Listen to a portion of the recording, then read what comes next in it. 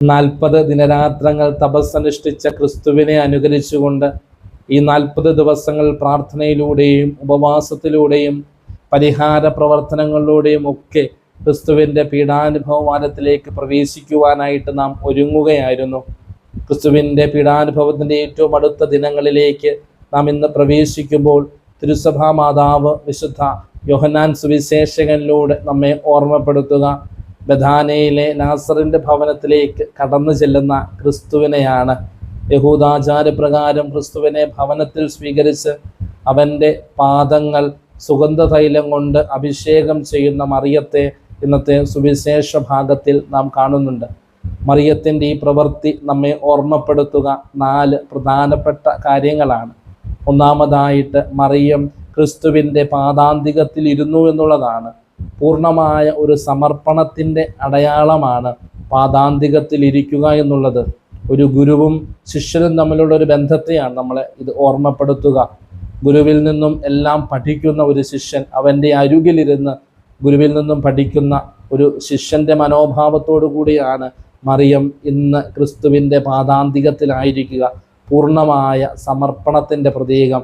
തപസ് കാലത്തിൻ്റെ അവസാന ദിനങ്ങളിൽ ക്രിസ്തുവിൻ്റെ പീഡാനുഭവത്തിൻ്റെ ദിനങ്ങളിലേക്ക് നാം പ്രവേശിക്കുമ്പോൾ നമ്മിലുണ്ടാകേണ്ട ഒരു മനോഭാവവും ഇത് തന്നെയാണ്. പൂർണ്ണമായി നമ്മെ തന്നെ ക്രിസ്തുവിന് സമർപ്പിക്കുക.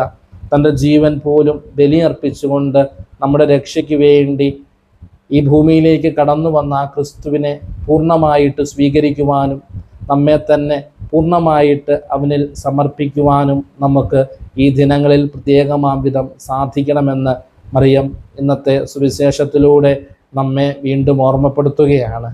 രണ്ടാമതായിട്ട് മറിയം തൻ്റെ ജീവിതത്തിൽ ഏറ്റവും മൂല്യമേറിയത് ക്രിസ്തുവിന് സമർപ്പിച്ചു.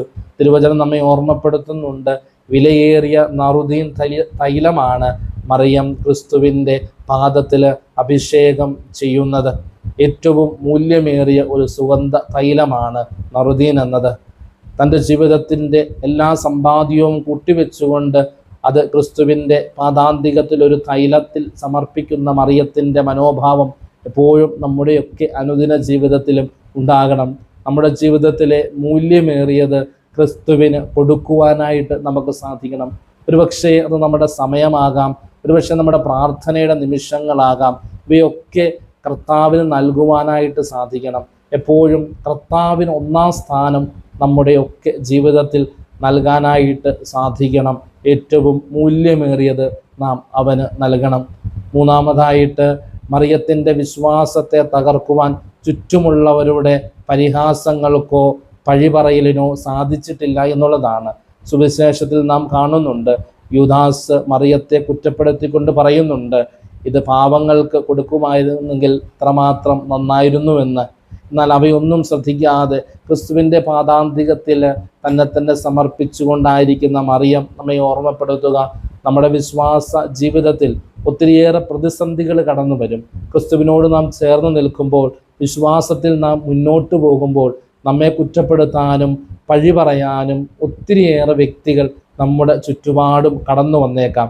പക്ഷേ അവയൊന്നും നമ്മുടെ വിശ്വാസ ജീവിതത്തെ തകർക്കുവാനായിട്ട് പാടില്ല എന്ന് നാം മനസ്സിലാക്കണം. അവയൊക്കെ നമ്മുടെ വിശ്വാസത്തെ വളർത്തുവാനായിട്ട് കാരണമായി തീരണം. ഇവിടെ യൂദാസിനോട് മറിയം ഒരു വാക്ക് പോലും മറുത്ത് സംസാരിക്കുന്നതായിട്ട് നാം കാണുന്നില്ല. നമ്മുടെ വിശ്വാസ ജീവിതത്തിലും നമ്മെ കുറ്റപ്പെടുത്തുന്നവരോടോ പഴി പറയുന്നവരോടോ ഒന്നും തിരിച്ചു പറയാതെ അവയെല്ലാം ക്രിസ്തുവിന് സമർപ്പിച്ചുകൊണ്ട് മുന്നോട്ട് നീങ്ങുവാനായിട്ട് നമുക്ക് സാധിക്കണം. നാലാമതായി മറിയത്തിൻ്റെ ഈ എളിയ ശുശ്രൂഷ നമ്മെ ഓർമ്മപ്പെടുത്തുക. അവൾ ചെയ്ത ഈ പ്രവൃത്തി ക്രിസ്തുവിൻ്റെ പീഡാനുഭവത്തിൻ്റെ ഒരുക്കത്തിന് വേണ്ടി ചെയ്തു എന്നുള്ളതാണ്. അതുകൊണ്ടാണ് ക്രിസ്തു പറയുക, ഇതവളൻ്റെ മൃതസംസ്കാരത്തിൽ ചെയ്തതായിട്ട് അവൾ കരുതിക്കൊള്ളട്ടെ എന്ന്. ക്രിസ്തുവിൻ്റെ പീഡാനുഭവത്തിൻ്റെ ചിന്തകൾ എപ്പോഴും നമ്മുടെ വിശ്വാസ ജീവിതത്തിൽ ഉണ്ടായിരിക്കേണ്ടതാണ് എന്ന് വചനം നമ്മെ ഓർമ്മപ്പെടുത്തുകയാണ്. പ്രത്യേകമാംവിധം വിശുദ്ധവാരത്തിൽ നാം ആയിരിക്കുമ്പോൾ ക്രിസ്തു നമുക്കായിട്ട് ചെയ്ത ഈ വലിയ മഹനീയ പ്രവൃത്തിയെ കൂടുതൽ ധ്യാനിക്കുവാനും നമ്മുടെ അനുദിന പ്രാർത്ഥനകളിൽ കൂടുതൽ സമയം ചെലവഴിക്കുവാനും വചനം വായിക്കുവാനും ക്രിസ്തുവിൻ്റെ പീഡാനുഭവത്തെപ്പറ്റി കൂടുതൽ ധ്യാനിക്കുവാനും നമുക്ക് കഴിയട്ടെ.